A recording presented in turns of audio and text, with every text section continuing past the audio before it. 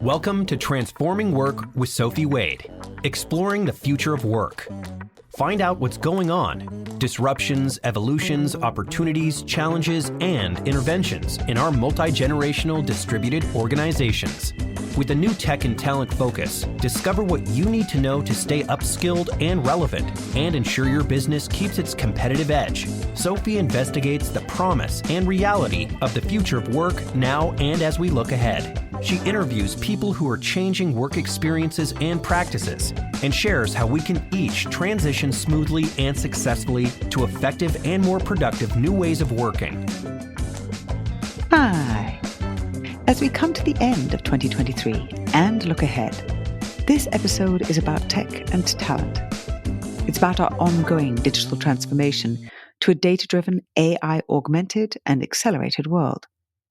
It's about us as leaders and managers absorbing and adapting to it, responding to customers, and guiding and engaging our employees. As we carefully gather appropriate detailed information on customers that can enable us to tailor our offerings to the individual or company, we also have the ability to customize for employees, their oversight, workflow, locations, benefits, needs, and schedules. In an uncertain world, to compete, we need people to have the space and grace to be creators and co-creators for our businesses and the many potential pathways forward. Digitalization isn't easy. It means process change. It means cross-functional cooperation and alignment. Everyone is optimally focused on the customer journey, harmonized across disciplines to bring an integrated approach. We must bridge distance, silos, and budgets. We must cooperate under complex conditions. I'm delighted to be speaking with Josh Bottomley, CEO of Dunnhumby in the UK, a global leader in customer data science. Josh has deep experience initiating, executing, and guiding digitalization, leading integration and strategic operational transformation of media and finance businesses. With rich understanding of the effect of individually specific customer intelligence, Josh recognizes how a human-centric leadership approach benefits customers, employees, and the bottom line. Hi, Josh. How are you? I'm great, Sophie. Great to talk to you. There's so much to talk about when it comes to leadership. I'd always start at the beginning. You studied economics and then quickly were in banking and consulting. Why those particular industries and any takeaways from them in particular? Yeah, interestingly, I think I've always known since I was a teenager at school, I was really interested in organizations. People, how do you get it to work? And what would now be called systems thinking, although back then no one ever really talked about it there.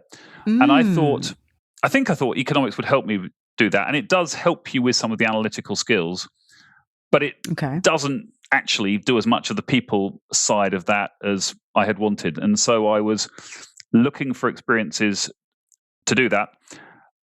And what I liked about the consulting and banking, having done another job for a year first, was they had a bit of they had structure. They knew what to do with graduates. They knew how to test you. You had a peer group.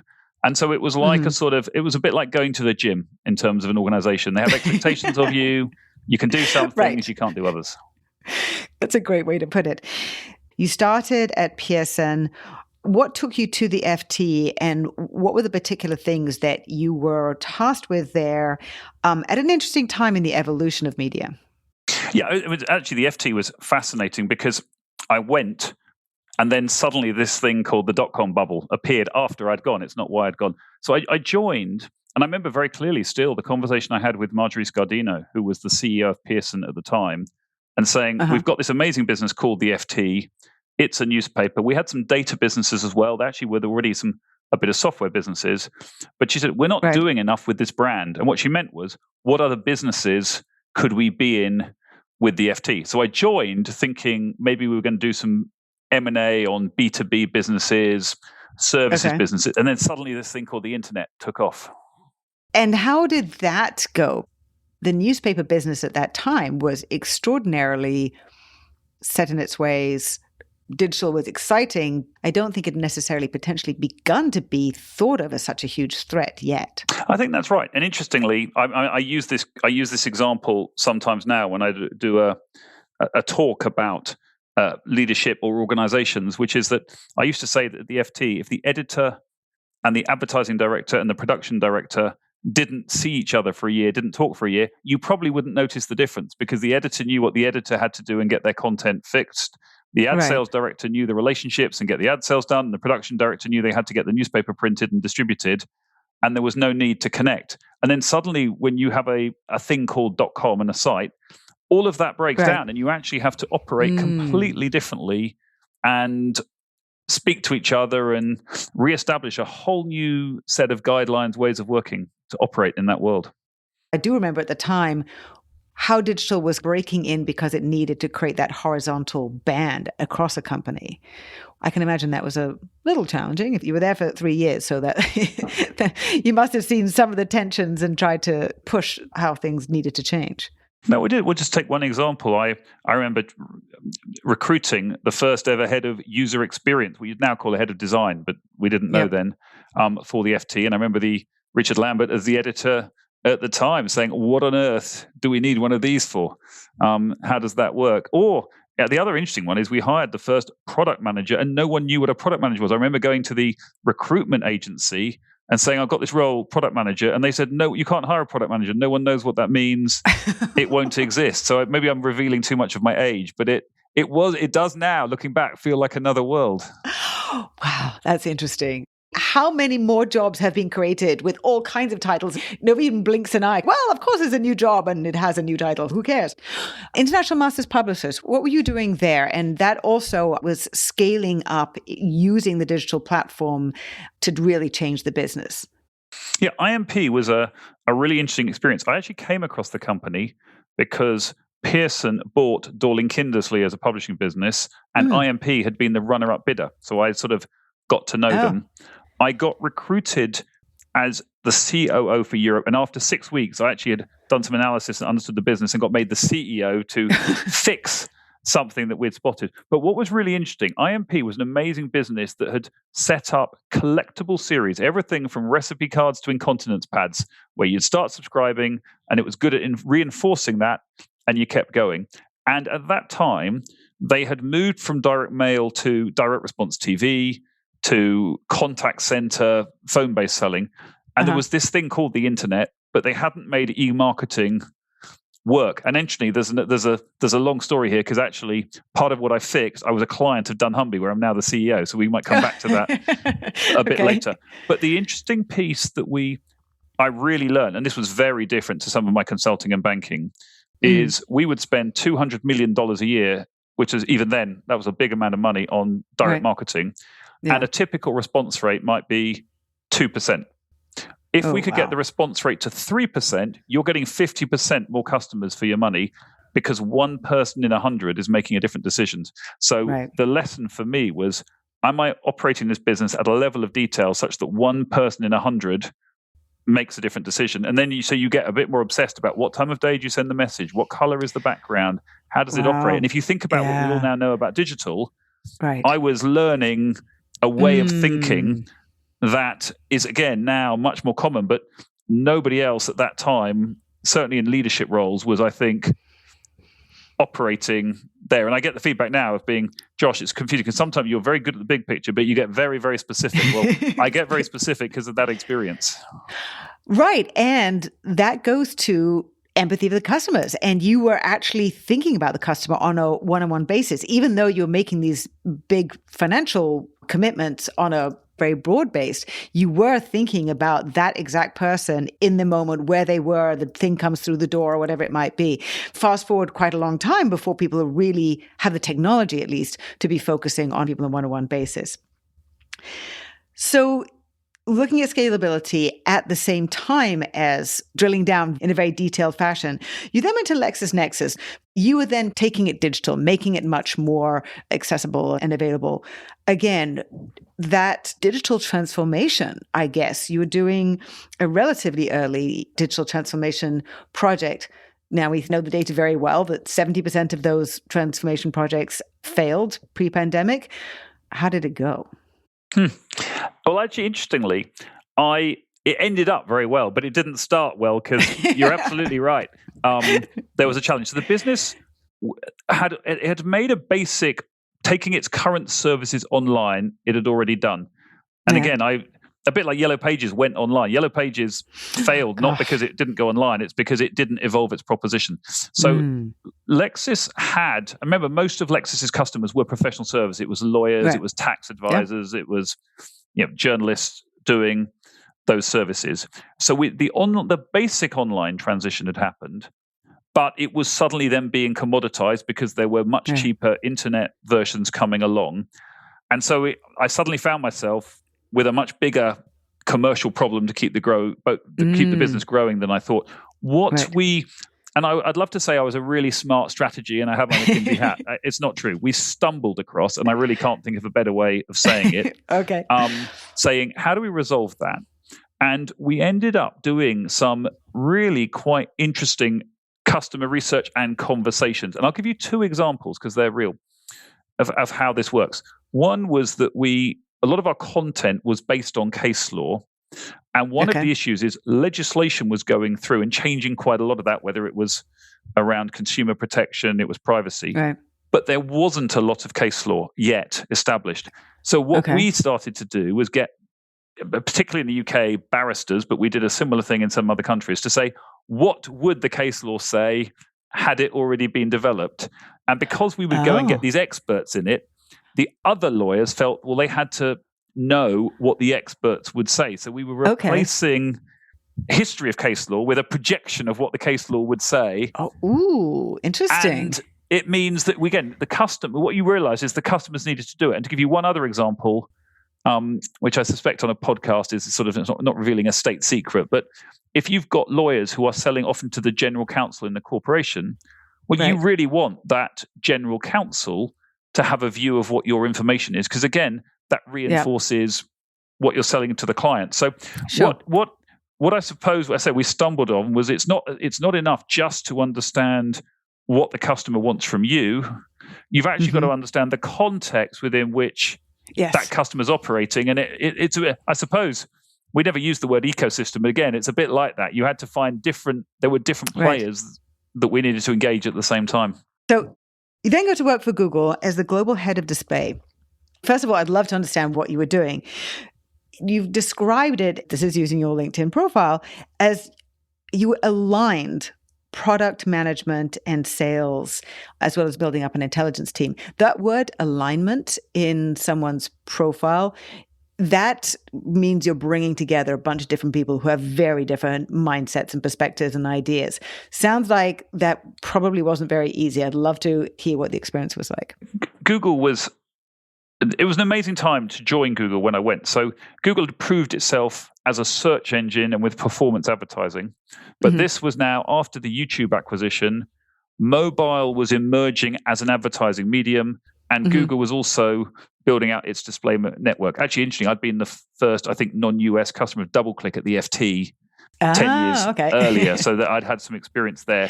And actually, actually, what Google liked about me is I'd done both what I call the supply side of advertising. I'd worked in a publishing company trying to sell advertising, but I'd also done the demand side by spending money like at IMP, and I'd done product management. And there weren't many people around who had done both the media publisher side, the direct marketing buy side, and the product management. But it was an extraordinary time because, as you say, I was aligning because you had a YouTube team going off with their agenda.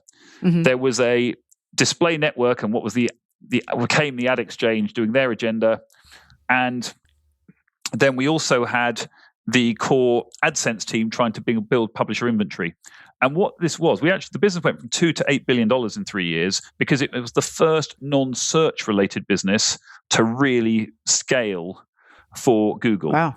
But the challenge was, and again, the goal was, how do you get some of those TV budgets in media at scale onto the Google platforms? And what we did was, you said, well, because, somebody had said this to me, in a way, YouTube was the Trojan Horse. You needed to advertise on YouTube because it was growing hugely. And then whilst people were putting their money into YouTube, we were saying, well, actually, there are a whole bunch of other places across the web that you can also advertise to your same audience and bring them in. And that helped the publishers. So one of the things we were really doing was trying to help direct more of that brand money, not just to YouTube, but across the web.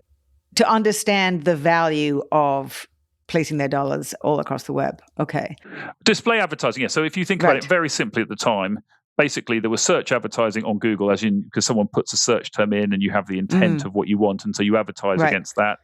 Yeah. And display was the way, basically, of how do we get money that otherwise would be going to the old 30-second broad network TV money. So you were it was a way of getting brand budgets moved onto the internet from not only but largely from TV. As a leader, drawing on some of these other experiences you've had in transformation, how did you create that alignment? Because you're not just dealing with different teams who have different objectives and goals. It's very different mindsets as well. Product development people are very different from sales folks and people in the advertising group. How did that go down? Do you know what, Sophie? It's a great question, because looking back, the way I did that with Google is not my natural way and how I've done it in elsewhere. And the reason for that is my normal way, and we may come to this, is around creating a sense of purpose and common vision. There's no way I could do that at Google, because the YouTube team had their own sense of purpose. The display network were going one way. The country business teams were there. In fact, I didn't want to challenge that. So what we ended up doing were a series of projects, and you could align people on a project to get there. So in Google's case, the project might be a certain form of algorithm that helps you target a particular audience you couldn't target before. Or it might be a format. You remember, it was very new, the YouTube ads that watch this ad, but you can skip it after 5 seconds. Yes. There was innovation in format. And then there were innovation in metrics as well. We were starting to build these attribution models which show you, is there a synergy between a search ad and a display ad, and potentially something that happens in a retailer or on TV. That's fascinating. So I don't try and get you to think the way that I do all the time, but if we can align on that particular project, that's going to bring you closer to me, and we can actually work productively together at least for that.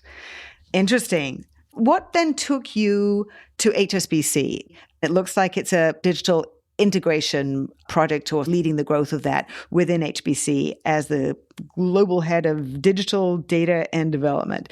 So HSBC is a very interesting company. It's a venerable old company. How was that? What was the culture like? How did it take on board trying to integrate and infuse digital deeply across the organization?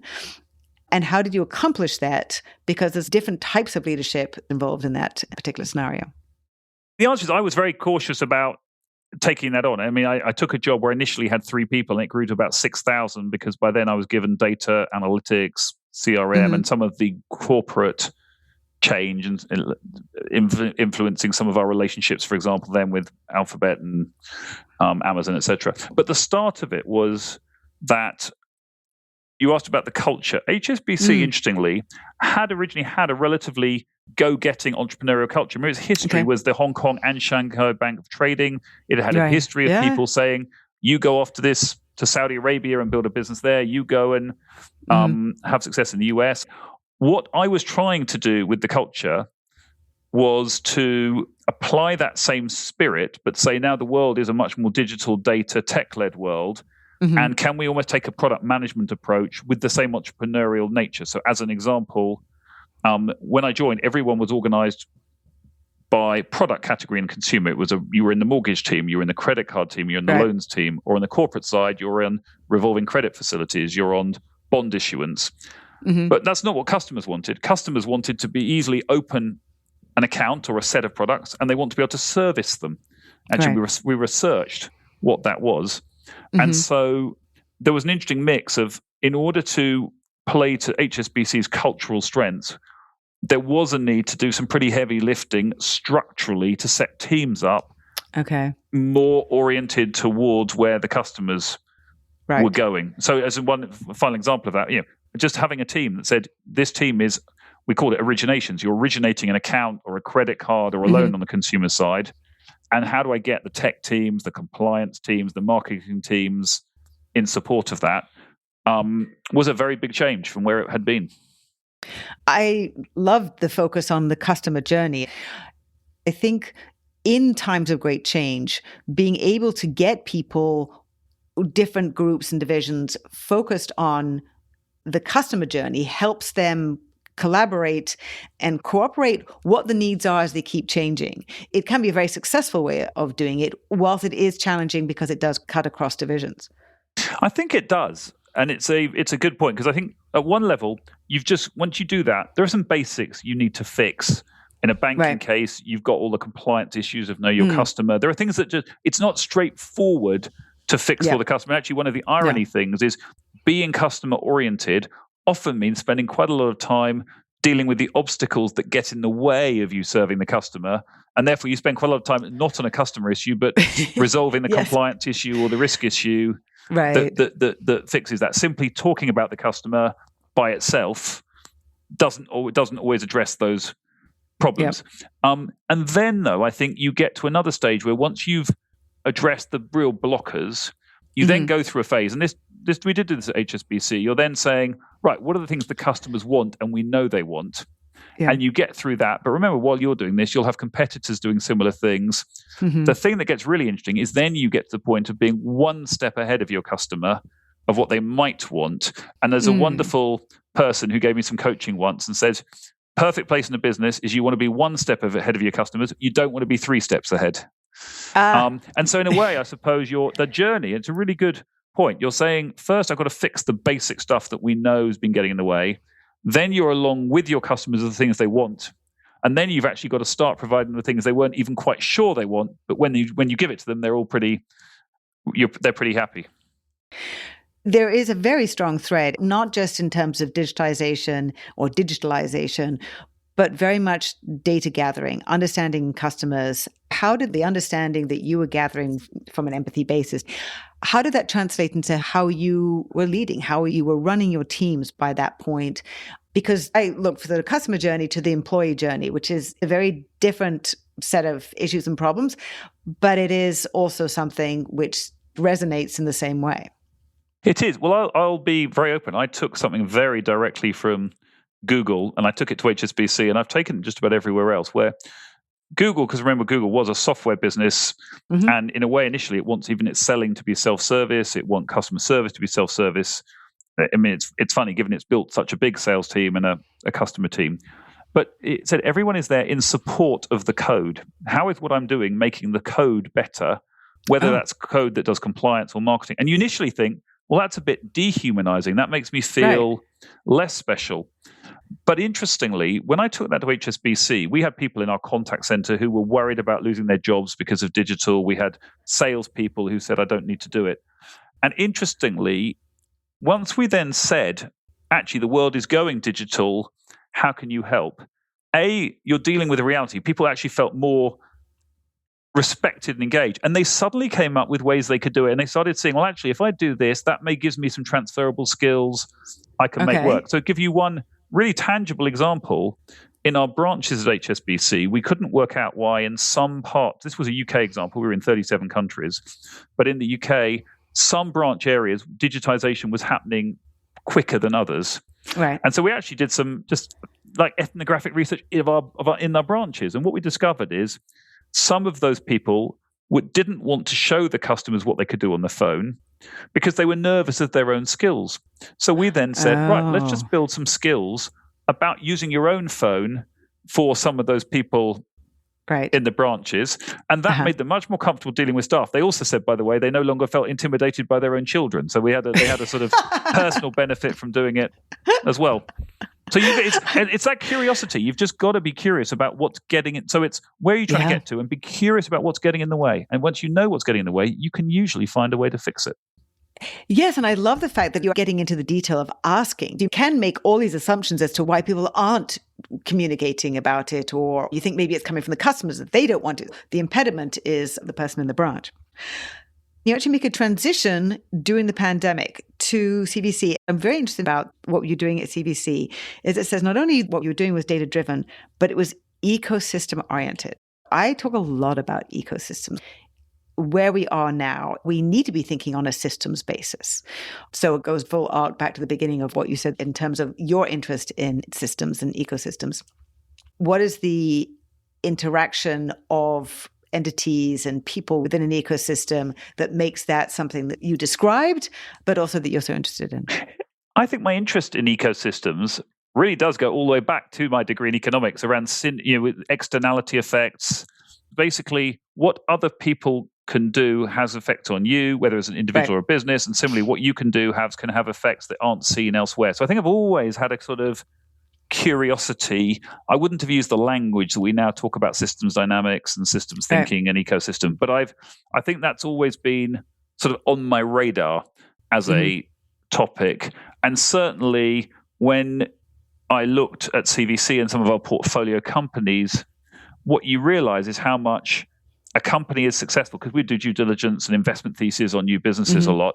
And you do realize a lot of that does depend on, well, does the regulatory environment support them? Are there other companies that make that work? I'll give you one example again of a company where it's a training company that CVC still owns, and a lot of its growth is coming from the shift to the cloud, because Google and Microsoft obviously want a lot more of us to understand those cloud technologies, have those skills, and therefore the credentials you get, whether you've learned that from, again, Google, Amazon, Azure, AWS, are transferable increasingly.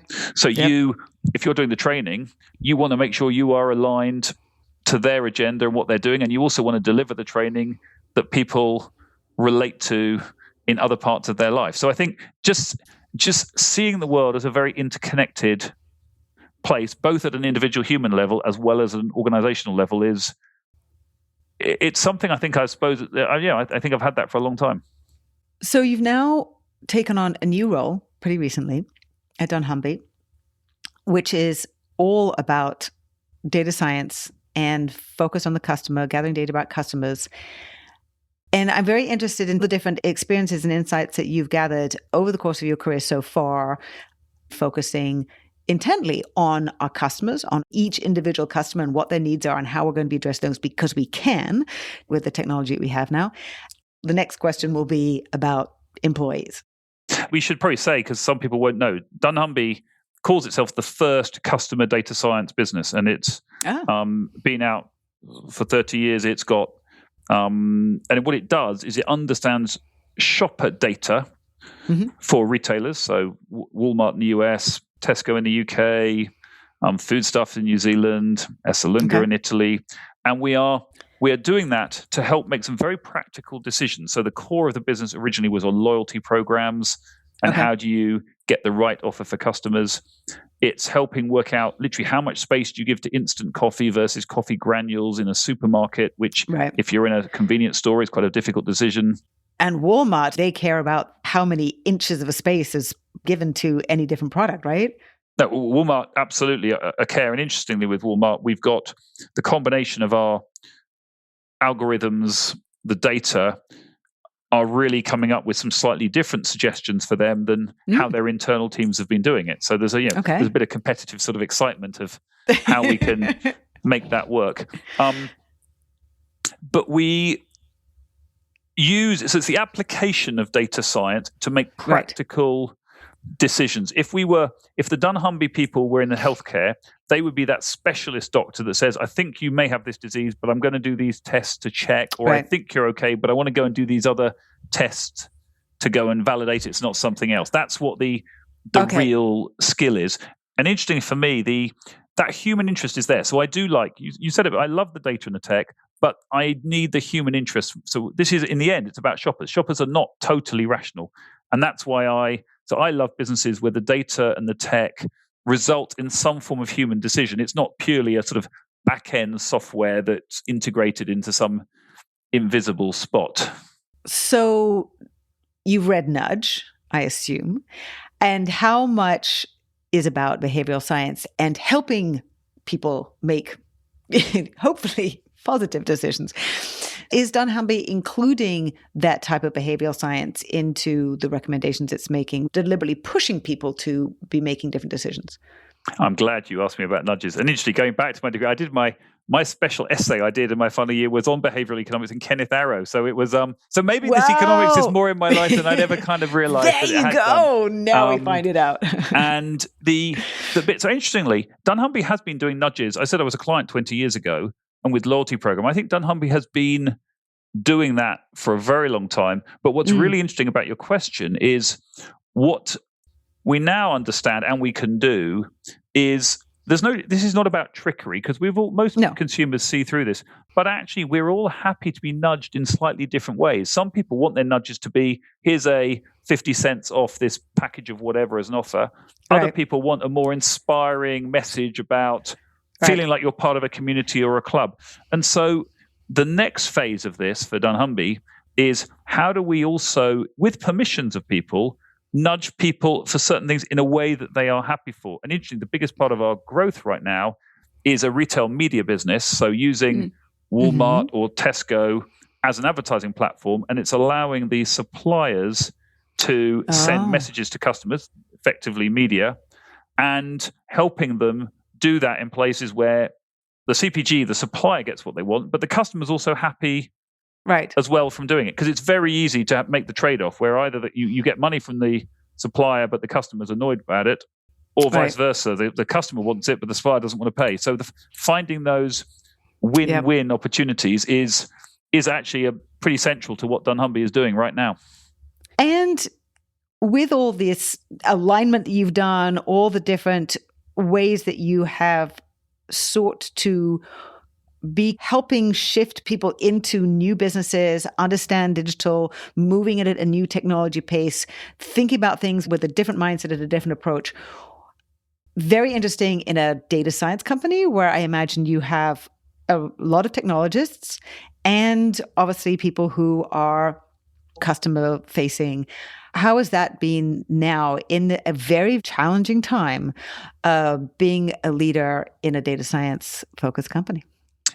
It's a great question, and I'll give you my answer. I'm not claiming to have I'm not claiming yet to have the best answer to this question. Actually, some of your what you've written about, Sophie, on empathy is a very relevant factor. And as you say, because quite a lot of these people are, relatively speaking, introverts and want to be left to do their space, you do have to be much more, to use that word, proactive than you would in another sense. I think the heart of it, though, is what I try and do is create a space for both individuals and teams to be successful. So I have a role, and I think if you have a role, it's totally fine to say there's some minimum expectations for this role, and that might take 40, 50% of your time.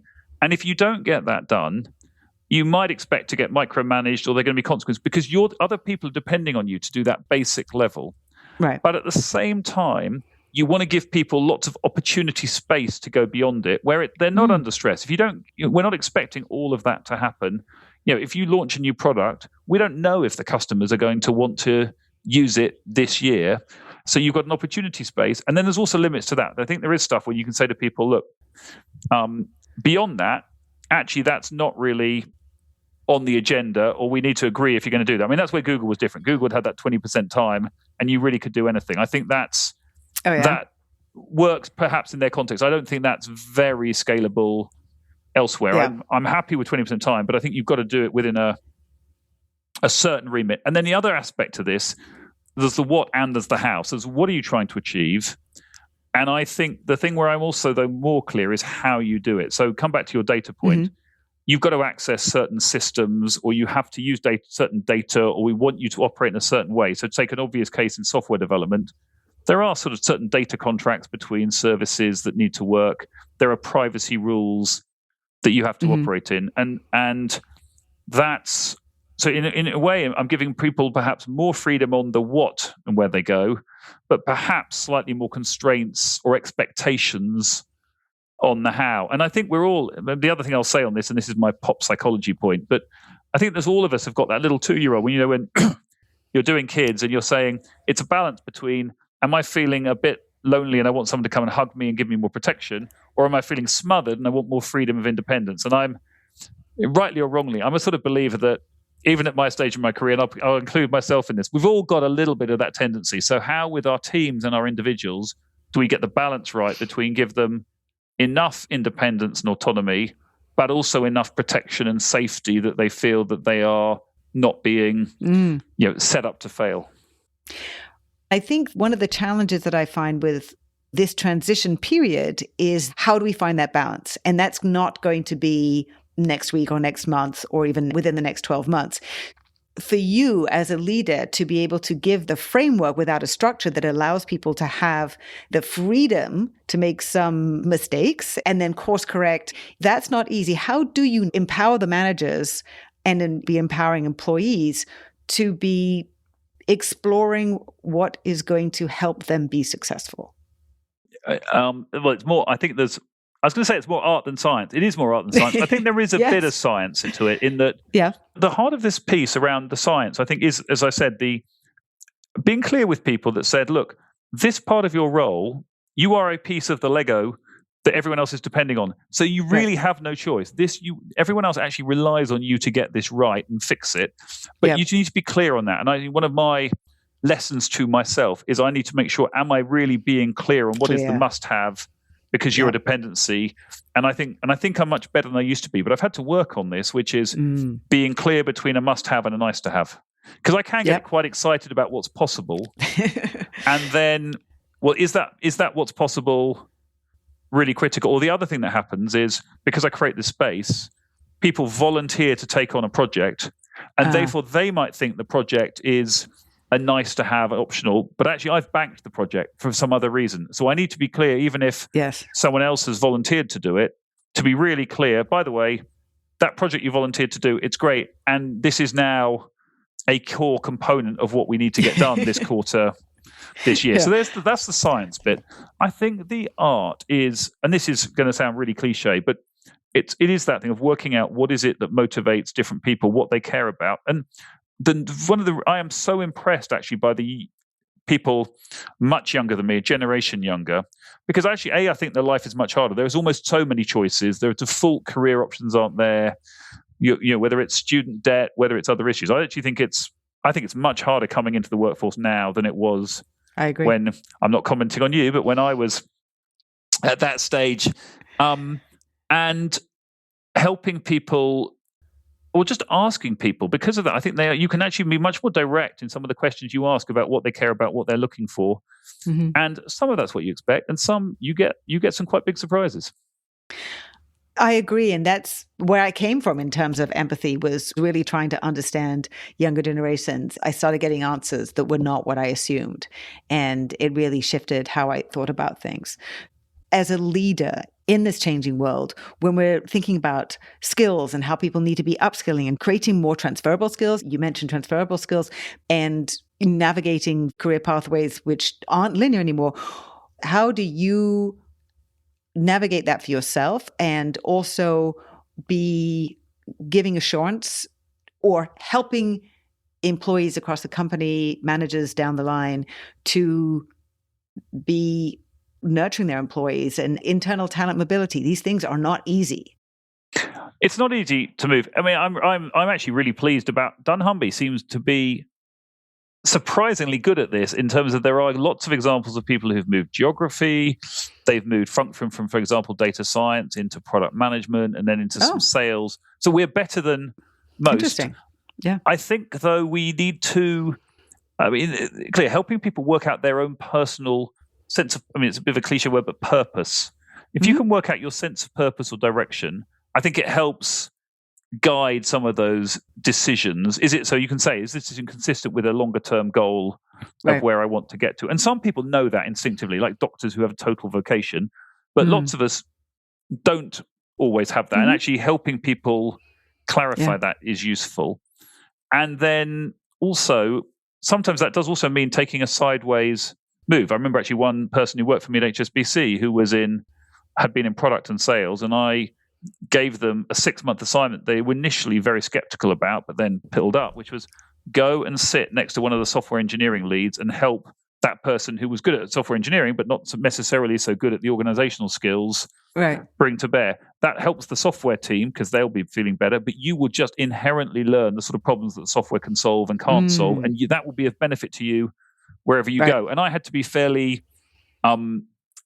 encouraging, shall we say, of that decision, which at the time the person was pretty worried about, but actually turned out to be a really good choice for them later on.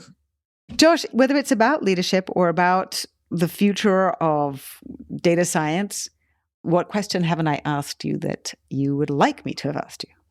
I'll tell you what, it's funny. It's been going a little bit through my mind of the piece. I mean, I know myself. If I'd been born 150 years earlier, I'd have said, hey, there's this stuff called electricity. What can I do with it? How do I change the manufacturing industry? How do I change the travel industry? How do I change the lighting industry using electricity? In a way, although it looks at one level like I've done different industries and different roles, in many ways, my whole career has been, how do I take advantage of this digital ways of working, the fact that computing power is so much faster, the ease in which you can create an application and change something that you really can see in people's lives, whether it's legal services, whether it's how they shop, whether it was in their banking experience. In a way, that's been my theme. And I think the other piece my advice to people, you didn't really ask the question, but if I had some advice, it's pick yourself a theme, a sense of purpose, but one with a bit of flexibility. There's a difference between that and having a specific plan that gets from A to B to C. Right. And then you've got, and this is again a cliche, but it's about the journey. You may or may not get there. It may or not there, but at least you can say, I had an experience going for it and being curious about what's there. And my final bit, which I think is what differentiates, is be curious about the things that get in the way, whether it's to do your job, whether it's in your life, something else. You will end up spending a lot of time on those obstacles, the barriers, and that's okay. You've got to be as curious about the silly stuff that gets in the way. Instead of getting frustrated by it and annoyed by it, just see them as another roadblock to overcome as you're getting there. Life is, I think, it's an obstacle course, not a sprint. I love the fact that turning obstacles into moments or objects to be curious about and what can be learned from them actually flips them and reframes them to become something which is not as frustrating, but a learning experience potentially. Do you have any other last advice starting 2024 in a very tech accelerated world on the basis of what you've just been saying and your knowledge of how technology really changes how we need to be thinking about businesses and how it is changing how we're working and where we're working and who we're working with across divisions? Any particular points of advice that people who are really trying to get a grasp of where we are and what's ahead? Well, we've had the conversation and we haven't talked about Gen AI and what's happened. And I guess we ought to put a comment. I have a historical perspective on this, which is that in the same way that you go back to the 19th century and what happened to people working on farms with automated machinery, what happened in the 1920s around factory work and production lines, in a way, Gen AI, as we all know, is just the next step from machine learning and other models. What's really interesting is it's suddenly crossed a shift that's affecting white-collar work, the thinking work, professionals, us.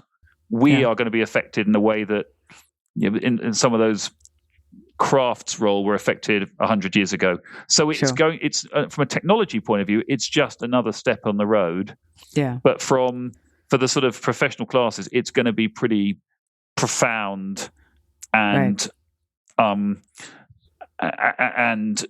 disruptive. And the example I also give, actually, if you think about it, take the example of an electrician or a plumber. A lot of their work isn't physical. They're using testing machinery. They're using equipment. They've got to think. Sure. And if Gen AI is actually in some ways dumbing down some of that white-collar work because the Gen AI will produce something and you're creating and checking it. Well, there isn't as much difference between being an electrician and being a lawyer in this world as there has been. So I don't have the answer to that one, by the way. That'll have to be a whole nother episode that we talk about. But I'm not underestimating the impact of that.